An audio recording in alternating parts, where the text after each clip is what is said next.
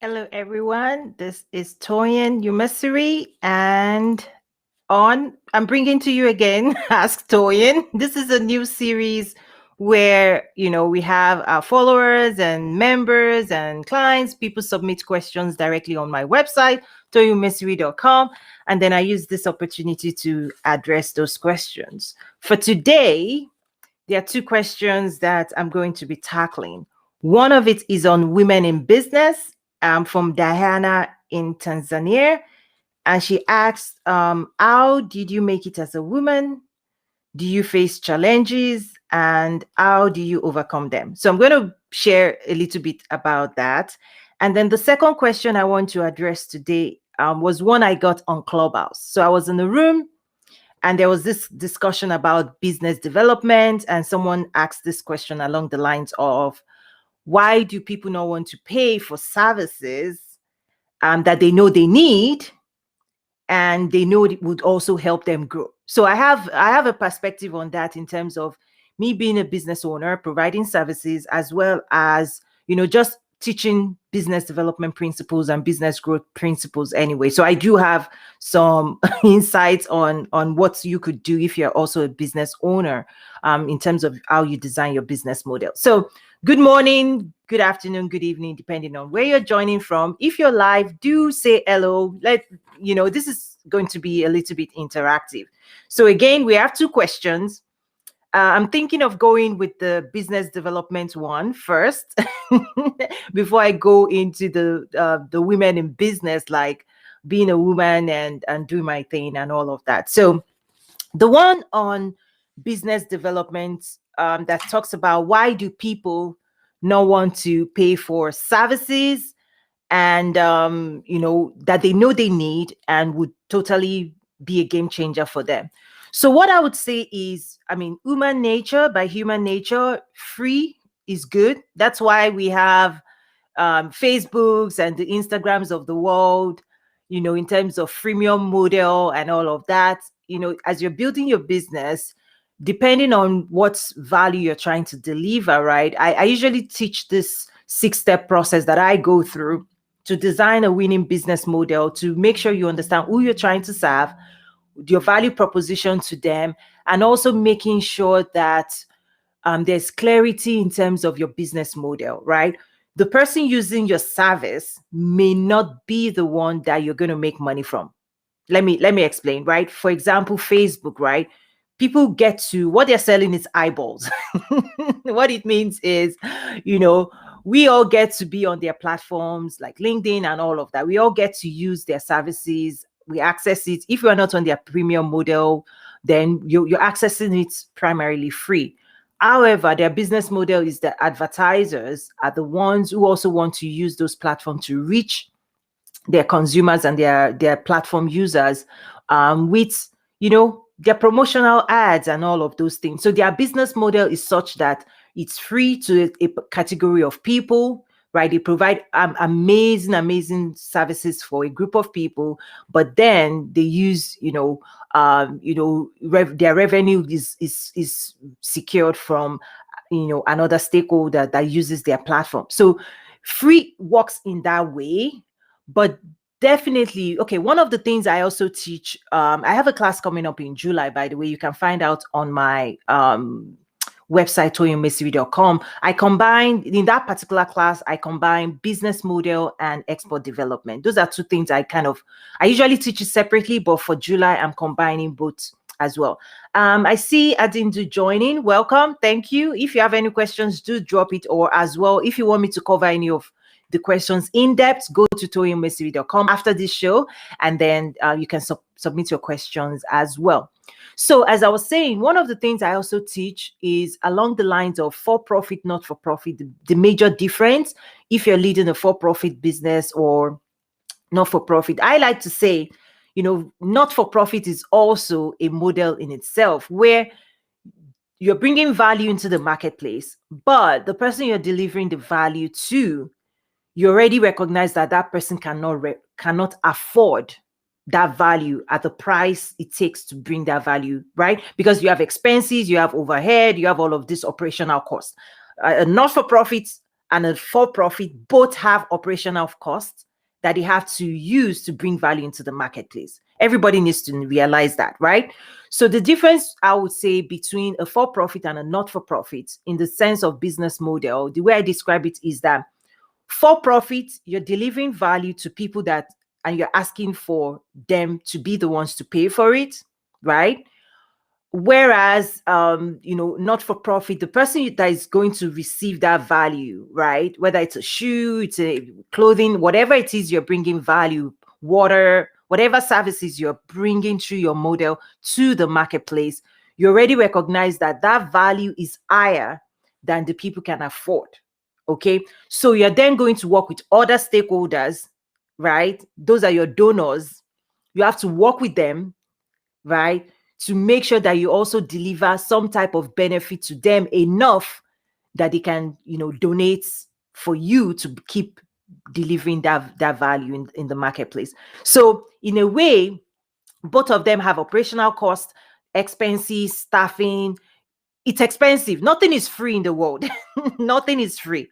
It's expensive to run a for-profit or a not-for-profit. The different things is the model in terms of who are you delivering the value to, understanding your customers and the people you are bringing to the table, and then your stakeholders, right? Your stakeholders look different. For a for-profit, it could be your board, your investors, and all of those things you have to cater to and support, right? And make sure you keep giving them value in a way, whether it's return on investment or all of those things. But if you're in not-for-profit, that looks slightly different. So in my 6-step process that I teach, step 1, 2, 3 looks the same when you're for-profit and not-for-profit. But by step 4, in terms of business model design, that's where you split, right? Because realizing that in a for-profit, your design is targeted to making sure whoever you're giving that value to pays you enough to cover your operational costs and some, right? You're in business to make money,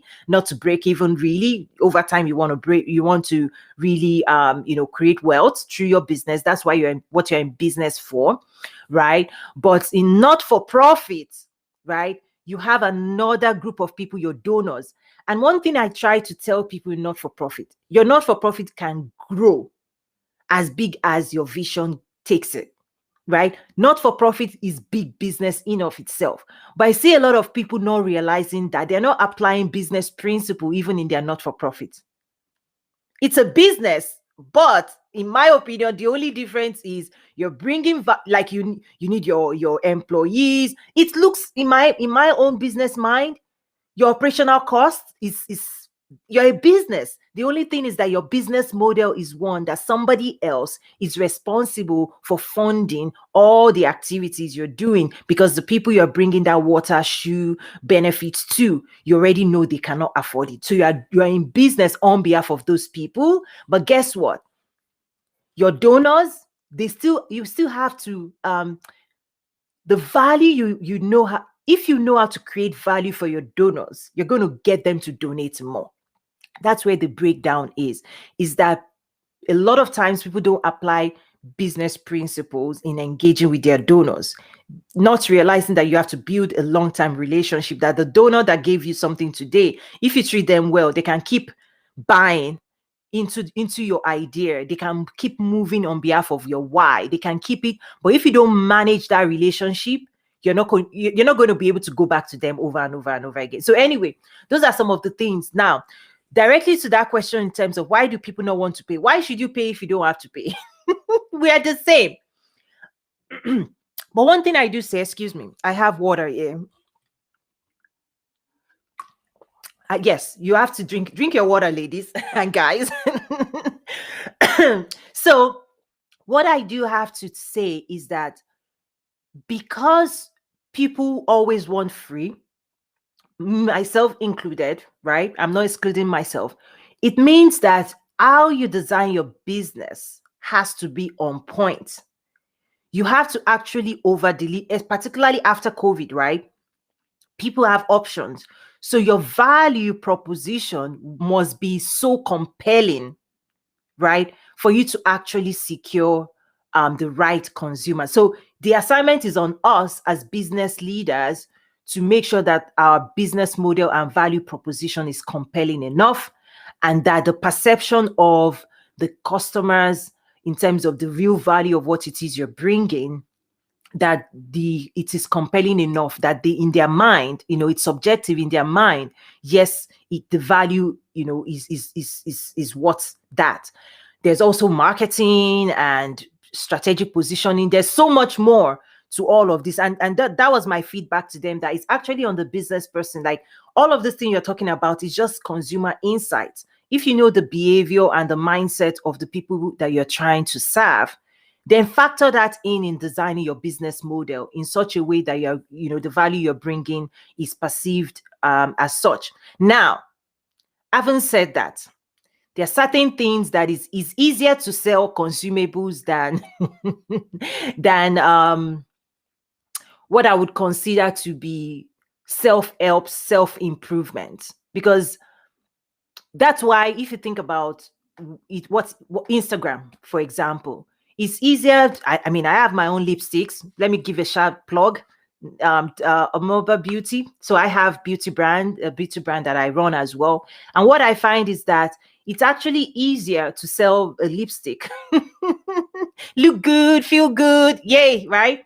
It's easier than for me to encourage people to invest thousands of dollars in their own self-improvement in order for them to be able to generate increased wealth and increase their own value in the marketplace. Because I would say not everybody is ready to pay the price to grow as a human being, but we all want to look good. It's also the luxury space, consumables, all of that. It's easier to say the value of consumables because it's about their aspirations and their pain points, right?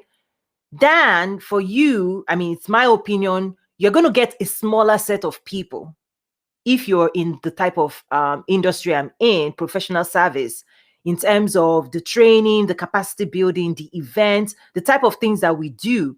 You have to be ready to, you have to know that maybe it's not for everybody, right? So in terms of your messaging has to be crystal clear, and you actually have to narrow down and understand that even though you want to solve and help the entire world, there's a certain type of people that will actually put a premium on the value that you're delivering. And that's where I sit as well.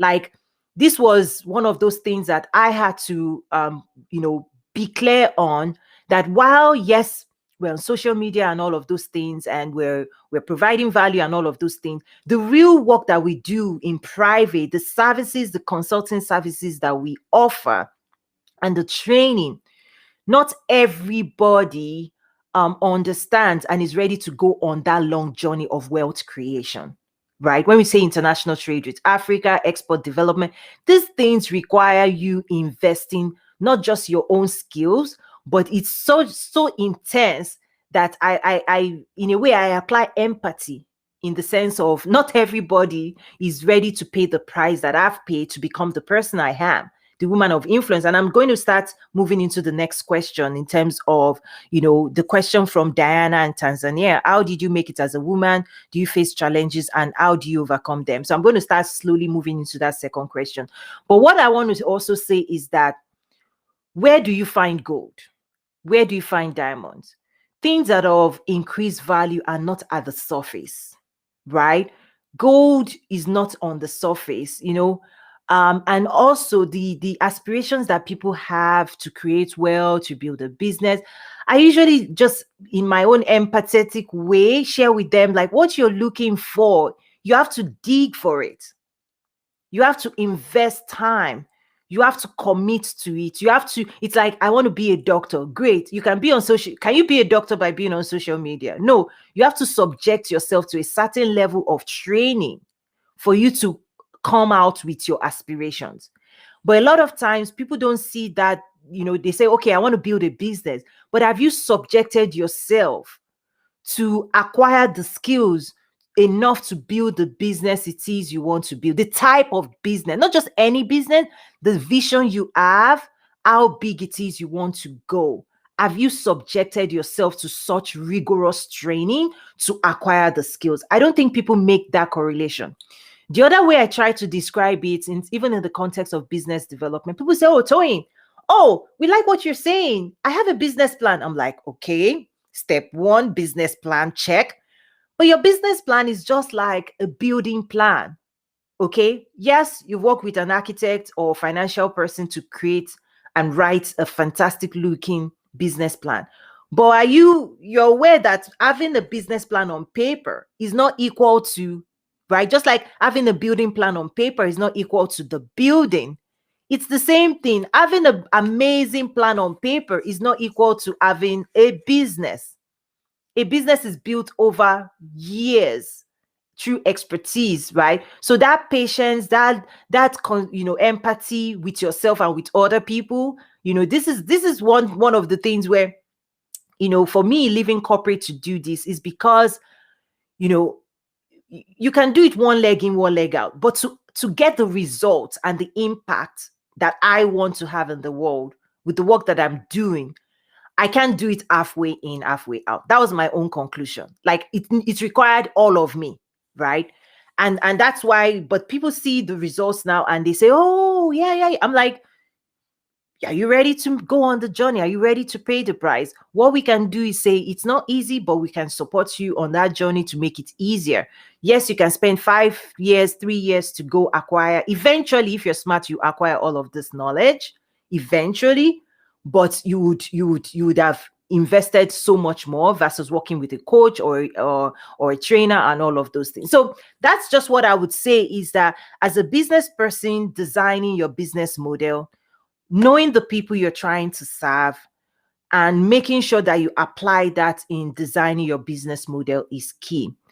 Understanding, modeling, like design thinking. I've done when I was in corporate, design thinking, the customer journey, all of those things. They're skills that I acquired working for the world's largest, right? And I get to apply it. And in fact, I have now even designed like a 6-step process that I take those in my classes through in terms of how they can rapidly grow their business, all of the things they need to think about, their marketing plan, their distribution plan, all of those things, all of that. So I get to help people now. At the beginning of my journey, I couldn't offer this support because I was figuring it out for myself, right? And now that we've built the platforms, we reach global leaders, and there's a level, I have more should I say, as part of my commitment to the people that I serve in my community, I get to now roll up my sleeves and get involved in what it is they're trying to build. And then I get to serve them in a way of insights as well, because not every one of them has my experience. Not every one of them has my background working, all of the complex things and global implementation and all of that skill set that I have that allows me to build Nazaru as a globally relevant brand. So we get to support our community at that. So what do you think? Let me move to the next question now, which is a lot more fun. How did I make it as a woman? Here is the truth. Growing up, my parents, particularly my late dad, did not allow me to use gender as an excuse, like for anything. Let me give you, I have stories, right? There was one story in high school, right? I'm a top performer, right? Beats, I was the head girl, British school in Nigeria, right? So top performer, first, very highly competitive society, right? Where it's like top 1, 2, 3, in the class. So I'm top and all of that. So anyway, that's the expectation set for me. There was a time in high school, maybe, I don't know, maybe as a 12, 13, I don't even know what age, maybe 12, me coming home with taking third place, right? In all of the class, a class of maybe 30, 40, I don't know. And giving my dad my report card, and my dad was like, who came in first and second? You are third, right? Who came in first and second? I was like, Daddy, there are some smart boys in my class. My dad was like, what? Okay. I said, they are really smart. It's like, they're not smarter than you. I'm like, Daddy, but they're really smart. You don't know them. My dad was like, they're not smarter than you. All you need to do is apply yourself more. They don't have two heads. I'm like, for real? He was like, yeah, next semester, I need you to go back there to that school. My daughter is the smartest in that class, and I need you to prove it to those boys. So that's one story. So I wasn't allowed to ever use gender as a limiting factor in anything I wanted to do in life. That's the biggest gift I think my dad gave me and us. I'm number 5 of 6, and 2 girls, 4 boys. So, even my siblings, like it's in a very naive way, it was shut down at a very young age to say, oh, a girl can do or a boy cannot. Like, it wasn't even a conversation in our house. So in a way, I was very naive to the world out there and their perception of what a woman is permitted to do or not do, or places she can go or not go. Like, it was actually in my adulthood that I actually discovered, oh, there is a bias out there. But growing up, I wasn't given the permission. I wasn't allowed. It was really shut down. So the second story I want to share, and I've written about this in a book and published in a book called The Leading Women. Maybe another day I'll share it.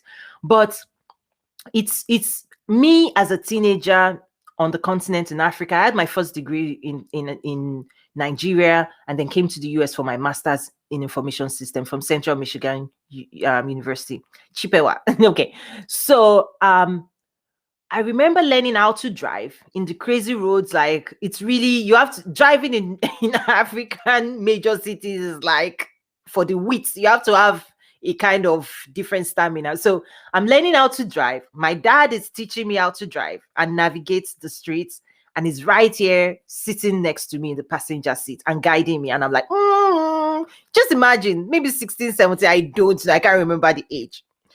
And as I'm going on the street, there is this taxi driver. One thing about, even in Africa today, is if you're a woman behind the wheel, a woman, somehow people think you're not an there's just a way women behind wheels is still perceived. Okay, correct me if I'm wrong. So anyway, so now I'm not a woman, I'm a young girl, teenager driving. And the taxi driver was like sizing me up. I was like, no, you don't know what you're doing. Let me edge you off, And this taxi driver was in for his own shock. It was like, let me get in. And my dad shouted at me. He was like, block him. You have rights of way. So me being a teenager, I was like, so I maneuvered. I made my dad proud. I did not let the guy move me off my path. And so I did that. But here's the biggest lesson that my dad taught me. After that exchange, because it's rough, it's on the street, my dad then pointed at me and said, never let anybody run you off your road. You could end up in a ditch. Because a lot of times people rattle you in the ways of life. You get flustered. People tell you you are somewhere you shouldn't be. You don't belong here. All of those things, they are noise. Your duty is to shut it off, right? Don't let them get you off their own journey in life. Stay your course, because if you don't, you are actually going to do damage to yourself. They will continue on their journey, right? All of these people telling you in your workplace or in your professional place, oh, wait your turn. It's not your time. They are also on that road of life with you. And the words that they speak, okay, the words that they share, the words that they speak, you have to really question who is benefiting. If you believe and buy into those words, who benefits? They do. They get to their own destination faster, right? They get the promotion. They get the business opportunity. They're like, wait your turn. It's not your turn. It's my... No. This journey of life, on this road, you stay in your lane, I stay in my lane. I do my thing, you do your thing. If there are opportunities to collaborate, great. If not, we clap for each other. So that's the way, my own approach. And when you say challenges, definitely, right? But you get to, the way you see those challenges, I remember one of the biggest things that women, I think women get to be challenged in subtle ways of how dare you, right? Pull this thing off. I'm like, I'm skilled. I don't even have to explain myself anymore, right? So that's what I would say to women. Like, you don't need permission. You have the only permission you need is the one from your creator. I'm a person of deep faith. So a lot of the work I do as well, when the only voice that matters to me is my creator that tells me, Toyin, you're equipped, Toyin, you're graced, Toyin, I'm delighted in you. Like, go for it. Once I hear that voice, every other voice doesn't. It doesn't, right? It shouldn't matter. And I happen to also be surrounded by people, men. I say great men give strength to the women in their life. So I was raised by a great man, you know, by my siblings, men, like, they totally, encourage, inspire, support. In fact, my brother actually handles healthcare for Trade with Africa. Every year he flies in and he supports the platform. Like, all I have to do is just give him a call or send him a message, like, you're showing up, I need you to speak. He was like, okay. Like, that's how. So I think there's also value in what I call nurture. So there's nature, nurture, culture. Your nature, your tendencies, your giftings, understanding your nature, your value. Yesterday I posted something like, what you need in life is knowing how to speak and write. And somebody, some of my friends were like commenting, and even one of my friends texted me and said, "Ooh, that was so good," because I said everything else you learned in school is just cherry on the top. Being able to speak and communicate, which are some of the things that some culture they kill, right? They just go after those things. But that's really what you need to be able to communicate yourself, understand who you are. You can always buy technical skills. The people around the world leading and creating wealth, they're not the smartest. I always talk about the A, B, and C people. Maybe that's another story for another day. If you've been on Clubhouse, you've probably heard me talk about the A, B, and C people. Which one are you? The A people? Should I say it now? I don't know. Do you want to hear the A, B, and C people? Drop a comment if you want me to talk about the A, B, and C people. So anyway, as a woman, drop a comment. If you drop a comment, just type A, B, C. Then I'll tell you the A, B, and C people. So how do I overcome them? Back to Diana's question. How do I overcome? I think it's mindset. How I see myself, my skills, and how I see other people and how I see the world. So I also do life coaching, and I try to help people to see, if you want to build a business, if you want to win in life, if when it comes to professional aspirations, even moving up in your company, you have to absolutely be in tune with, how do you see yourself? Do you deserve it? Sometimes people talk about imposter syndrome. I'm like, my own thing about imposter syndrome is your internal voice telling you that you've not attained the stature that you aspire to. We all have this internal GPS of, I want to be A, B, C, D. Fantastic. But inside of you, you're like, I'm in this room. Do I have, if I'm making promises, can I deliver on that promise? Your internal system will check you. But what I tell people to do, the solution for addressing imposter syndrome, is to come up with a development plan for yourself. For example, say a year from now, this is June 29. A year from now, by this date, this is who I want to become.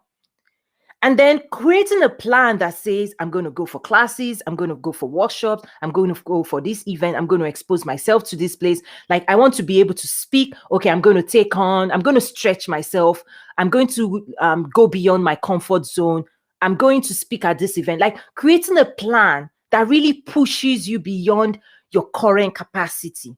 That's how you grow. It's like going to the gym. You can say, oh, I have 6-pack. You can say that all you know, but you're looking at the mirror and your mirror is telling you the truth and say that 6-pack is nowhere to be found. But you can then tell yourself, this is who I want to be. I want to get that 6-pack. Let me subject myself to the rigorous process over the next 1 year. that will help me attain. That's for me, that's the way I see imposter syndrome. The only way to address it for yourself, because nobody sees it, but you know within yourself that you're making promises that you don't have the capacity to deliver. So I tell people, subject yourself to the process of becoming who you see yourself. And I tell you, when you get there, you're like on point. And what I'm sharing now is me. When I left corporate, I left with a clear vision of what I wanted to do with Nazaru. And I remember engaging with government and anything, government business at that time, subjecting myself to learning from investors and all of those things. But I still knew I needed to grow my platform. I needed evidence, what I call receipts. Like, you need receipts, you need results that is evident, that people can see, okay, that validates that you are who you said you are. And when you get there, like, so right now, I can engage with anybody because I have a slew of results, lots of it. Maybe even I over delivered on results, where we have global leaders, CEOs, and investors, and global thinkers, political leaders showing up to my platform. So when I engage with you, there's no imposter syndrome, because I'm not trying to be something I'm not. I'm presenting to you exactly who I am. In fact, in a way, I'm actually undervalued by the marketplace, because there are so many things I do behind the scene privately that nobody sees. So the only way I tell you, there's no imposter syndrome here, because we've done the work and we have receipts and results. When you've done the work and you have results, a slew of them, that nobody can doubt you, nobody can question you, nobody can challenge you, you know who you are, then those rooms, when you show up to those rooms, you command the rooms. And people know. I mean, someone was on Clubhouse like, we know Toyin, she's a fountain of, right?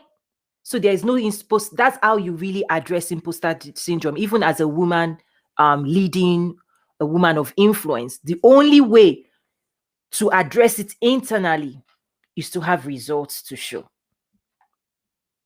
Once you have results, you don't have to explain anything to anybody. You are who you said you are. And if they want to dig deeper, here you go. Here you go. Like, which one do you want? Nazaru? Here you go. Trade with Africa? Here you go. AFCFTA? Here you go. Trade with Africa 1, 2, 3, 4. We're now in our fifth edition next year. Results. Go get your results. So I see in the comments, ABC. Okay, so let me tell you the ABC people as I'm wrapping up now. Okay. Which one are you?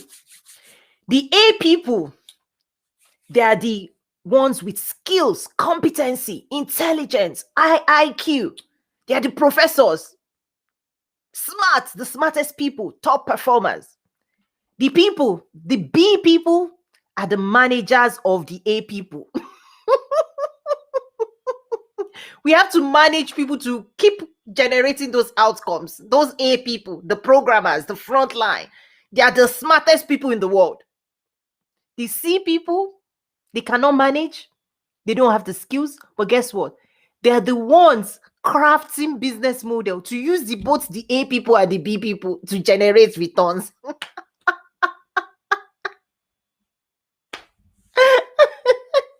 Which one? The C people, they don't have the talent. They don't have the skills. They cannot code anything. They cannot program. They cannot do. They don't have and they acknowledge it.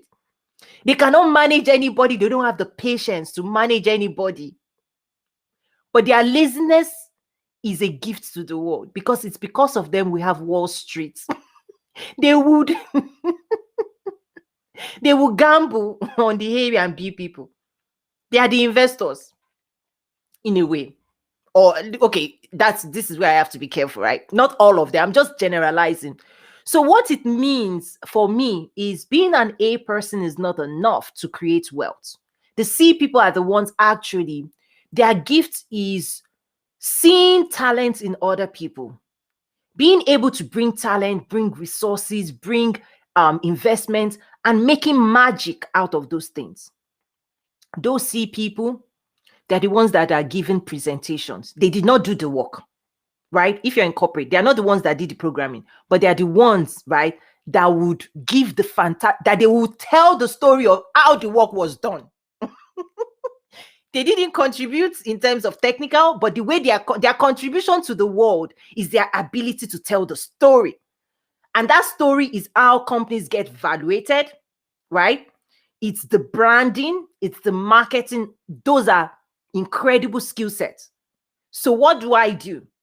And what do I encourage people to do? If you're an A person, you really need to know being an A person is fantastic if you're an individual contributor in a company. But the moment you want to build a business or grow your talent or move up the chain, you need to start borrowing from B and C people. You need to start acquiring people management skills. You need to start acquiring communication skills that the C people have, the ability to tap into other people's skills and unlock value from that. So again, being an A person. Now, one thing I see in the education system across Africa, that education system only caters primarily to A. It rewards competency, technical skills, writing, and all. It rewards that, which is fantastic, and it rewarded me. Remember my story, right? I'm that top performer, the A person, the ed girl, the this, the that, the A, right? I'm that. But along my journey of life, I realized that wasn't enough in corporate for me to advance my career. I had to start reading books, tuning my skills, borrowing from the B people and the C people, even in building my business now. Yes, I have incredible competencies working for the world's largest company. But if you cannot articulate that, if you cannot brand that, if you cannot present it in a compelling way to the world, sorry, it's not the best talent that gets showcased around the world. It's not. It's the it's becoming, not necessarily becoming, but learning the skills of the C people. So for me, I'm a student of life. And that's something I've realized that, you can always buy competency. You can pay somebody in any other parts of the world to do certain skill set. But that C mindset of revenue generation, of market valuation, of business development modeling, and all of those things, that skill set is what is creating wealth in places like the US and not in places like Africa. And those are some of the things I now teach, is that, yeah, you can be the best skilled engineer. Fantastic. But if you cannot sell that thing you're building to investors, if you cannot do that PowerPoint pitch, you'll be valued at zero. So anyway, so that's my A, B, and C theory. Let me know what you think. Anyway, sometimes I keep all of these things to myself because people see the work that I do, but on Clubhouse is where people are asking for mindset. I think people on Clubhouse, they're more, what I found is they're asking me more mindset type questions than just, which means there are a lot of C people. Maybe there are a lot of C people on Clubhouse. I'm kidding. I'm joking. But that's one thing I observed, is that Clubhouse, they were really the types of question people were asking me whenever I'm on stages is different from other platforms. It's more of Toyin, like, how are you thinking? How should we think? Like, someone was asking me a question around, like, okay, with currency exchange, I'm into businesses that imports today. What should I do long term to for my business? This is too risky. And I said, diversify. I have a company that does both. So whichever direction the currency goes, you're winning one side or the other. So anyway, that was something I shared. So those types of deep dive questions are quite fascinating to me that I'm getting on Clubhouse as well. So yes, that's it for today. Let's see. Any questions, please go to toyinyumesiri.com. And for you to submit your question, let me type www.toyinyumesiri.com/ask Toyin. That's the direct link to submit your questions. And you never know, your question might come up here, on my next series. This week I'm doing every day just for you guys, because I really am testing my new equipment out, but I want it to be immersed as well, and I want to get immediate feedback. That's one of the things I do: test, test, test, test, and then get feedback. Then I can go back into my lab. I call business development, it's like a lab project. You have to really get feedback. Is it working? And it's a new series and all of that. So thank you to that Diana from Tanzania for that question. I hope this helped you. Thank you, everyone. And on that note, I'm not seeing any comment. Please go to Toyin Mesiri /Ask Toyin, and please drop a comment or send me a message. This is a new format. I really went to places I typically would not go. If you want me to go further into mindset type conversations, please let me know. And there's a lot more where that came from in terms of mindset principles as well. Fantastic. Take care now. God bless. Bye.